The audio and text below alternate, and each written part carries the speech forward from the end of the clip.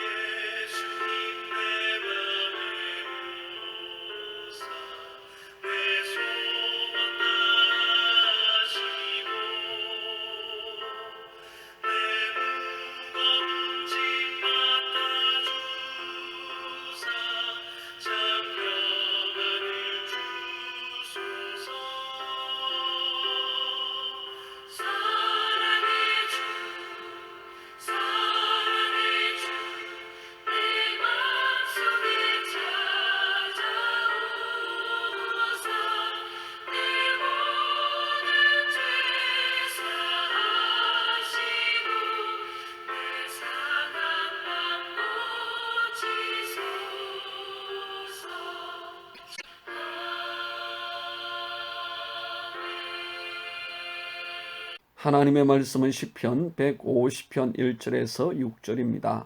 할렐루야. 그의 성소에서 하나님을 찬양하며 그의 권능의 궁창에서 그를 찬양할지어다. 그의 능하신 행동을 찬양하며 그의 지극히 위대하심을 따라 찬양할지어다. 나팔 소리로 찬양하며 비파와 수금으로 찬양할지어다. 소고치며 춤추어 찬양하며 현악과 퉁소로 찬양할지어다. 큰 소리 나는 제금으로 찬양하며 높은 소리 나는 제금으로 찬양할지어다. 호흡이 있는 자마다 여호와를 찬양할지어다. 할렐루야. 아멘. 미국의 남북 전쟁이 끝난 수년 후 미국의 일리노이주의 어떤 농부는 테네시주 내시빌에 있는 군인 묘지를 방문하여 1년에 한 번씩 묘를 돌아보고 꽃을 심는 등 헌신적인 노력을 다했습니다. 이 모습을 본 어떤 사람이 물었습니다. 아들의 묘입니까? 그러나 그가 대답하기를 이렇게 했습니다. 아닙니다. 그는 바로 우리 마을에 살았어요. 남북 전쟁이 일어났을 때 나는 7명의 아이가 있었고 처는 허약했죠. 나 없이는 농장을 경영할 수 없었고 식구들의 굶주림에 허덕일 것이 두려워서 징병을 기피하지 않을 수 없었습니다. 우리들은 그 때문에 큰 공포와 걱정에 쌓였는데 내가 징집되어야 할 바로 그날 이웃에 사는 이 소년이 찾아와서 나를 대신하여 싸움터에 나가겠다고 제의했고 그는 아무도 돌볼 사람이 없으니 나를 대신해 가는 것이 좋겠다고 했습니다. 그리고 기어이 그는 출전하여 치카만카에서 부상을 당하였고 결국 이곳 병원에서 죽었습니다. 이것이 바로 그의 묘입니다. 그리고서 그는 비석의 비명을 가르쳤는데 그 비명에는 그는 나를 대신하여 죽었노라. 그는 나를 대신하여 죽었노라 라는 글귀가 거칠게 쓰여져 있었습니다. 그는 그렇게 매년 자신을 대신하여 전쟁에 출전하여 결국 목숨까지 잃은 희생과 헌신을 베풀어 준 그 은혜를 기억하고 묘를 찾아와서 돌보고 있었던 것이죠. 오늘 시편 150편은 여호와 하나님을 찬양하라고 선포합니다. 1절에 할렐루야 그의 성소에서 하나님을 찬양하며 그의 권능의 궁창에서 그를 찬양할지어다 라고 말씀합니다.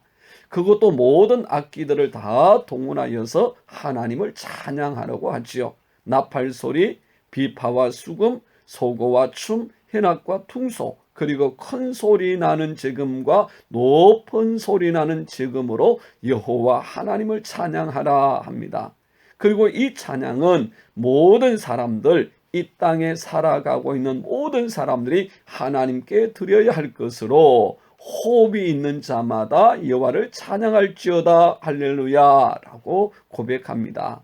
그러면 무엇 때문에 여호와 하나님께 찬양해야 합니까? 2절 말씀을 보면 그의 능하신 행동을 찬양하며 그의 지극히 위대하심을 따라 찬양할지어다 라고 말씀합니다.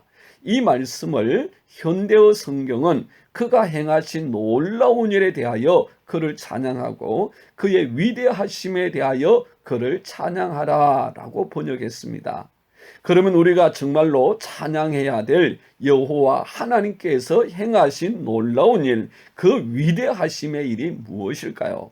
하나님께서 창조주로서 하늘과 땅, 온 우주 만물을 만드시고 운행하시는 그 위대한 역사를 찬양해야 합니다.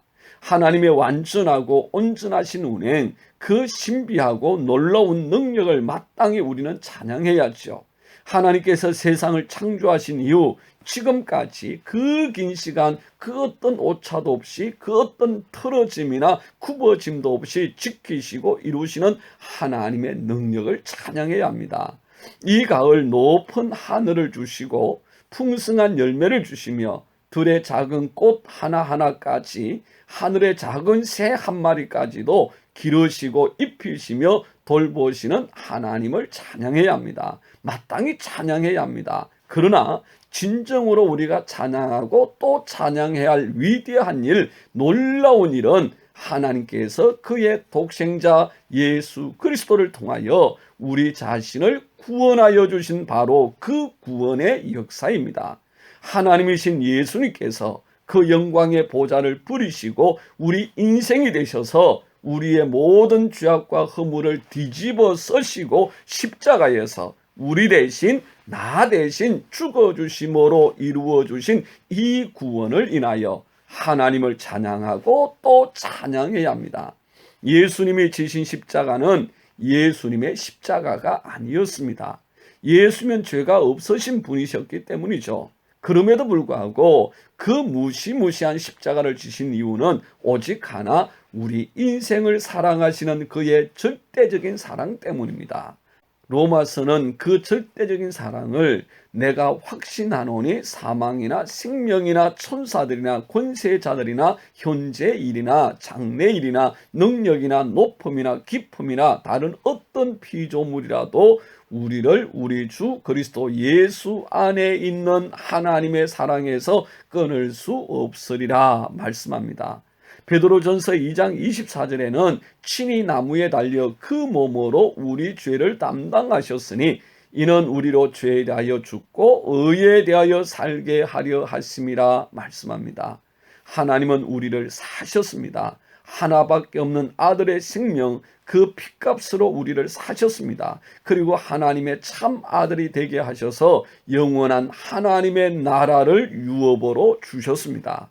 이 하루도 이 세상에서 가장 놀라운 일, 죄인된 나를 위하여, 죄인된 우리를 위하여 십자가에 대신하여 죽으심으로 우리에게 영원한 영생을 주시고 하나님의 나라를 유업으로 주신 하나님을 마음껏 찬양하며 감사로 승리의 삶을 살아가는 복된 삶이 되시기를 주님의 이름으로 축복합니다. 기도하겠습니다. 참 좋으신 하나님 찬양합니다. 우리가 무엇이기에 이토록 귀히 여기고 존귀하게 여겨 그 아들 예수 그리스도의 십자가의 보혈과 그 생명의 값으로 마땅히 죄로 말미암아 죽을 수밖에 없는 우리를 사시고 하나님의 자녀 삼으시고 하나님의 나라 영생의 나라를 유업으로 주시는지요. 오늘도 이 하나님의 놀라우신 구원의 은혜를 기억하며 감사하고 찬송하며 승리하게 하옵소서. 예수님 이름으로 기도드리옵나이다. 아멘. 함께하는 기도 제목입니다. 첫 번째, 하나님 나를 구원하신 그 능하신 행동, 그 놀라운 역사를 감사하고 찬양하게 하옵소서. 두 번째, 하나님 나를 향하신 하나님의 그 절대적인 사랑에 감사하며 전하는 삶이 되게 하옵소서. 세 번째, 하나님 이 큰 구원의 은혜를 날마다 풍성히 누려가며 승리하게 하옵소서. 하나님은 살아계십니다. 사랑하고 축복합니다.